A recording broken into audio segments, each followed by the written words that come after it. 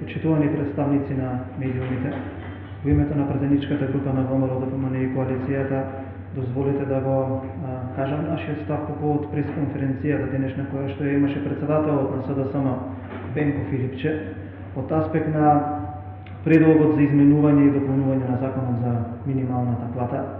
ВМРО ДПМН и коалицијата нема да подржи на вакво решение поради неколку причини. Прво, заради тоа што господинот Филипче и неговата партија сами го имаа предложено постојното законско решение кое што изричито укажува дека усогласувањето на минималната плата е во март. А второ, заради тоа што има една фундаментална грешка и навистина го отварам прашањето кој тоа внатре во СДСМ го мести Венко Филипче. Бројката на покачување на минималната плата, барем како што кажа лидерот на СДСМ, е 12,3%, таков е нивниот предлог.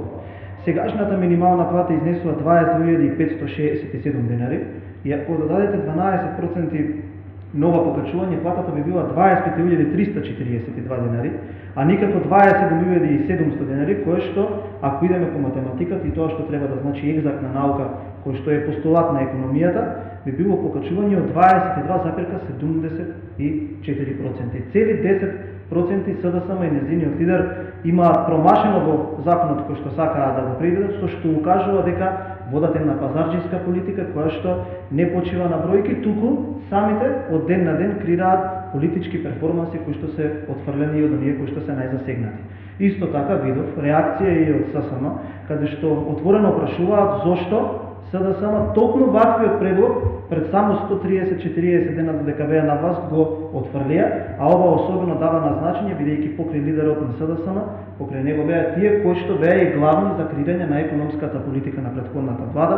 Тоа беше поранешната директорка на управата за јавни приходи, ја видов Јованка Тренчевска, го видов Фатмир Витики, со што укажува дека самата намера е несериозна, е само за да креира политика во јавноста. Понатаму го видов господинот Филипче искоментира мерката на владата дека не давала резултати. Јас ве повикувам да почекаме до утрешниот ден кога имаме најави дека синдикатите ќе ја исправат потрошувачката кушничка, па таму ќе ги видиме вредностите дали навистина мерките од владата дале или не дале резултат, бидејќи тоа е референтната економска вредност која што се зема како оптимална за сите оние учесници во економскиот политички контекст во нашата држава.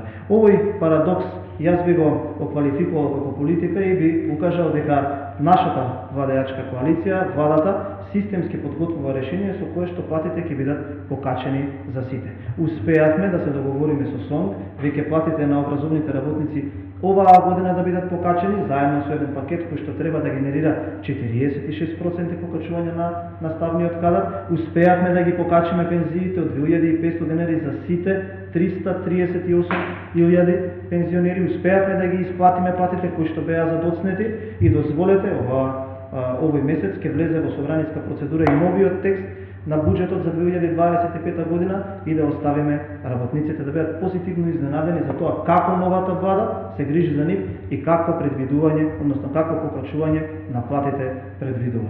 Тоа што ни дава можност и сега да се договараме со синдикатите и работниците е покачените приходи во буџетот и стабилизација на буџетската состојба, бидејќи институциите кои што се одговорни за полнење на буџетот си ја работат својата работа. Ваквото решение е неприфатливо и уште еднаш го замолувам господинот Филипче да не прави политика од сериозни теми и барем кога предлага нешто, нека му бидат точни процентите и бројките. Благодарам.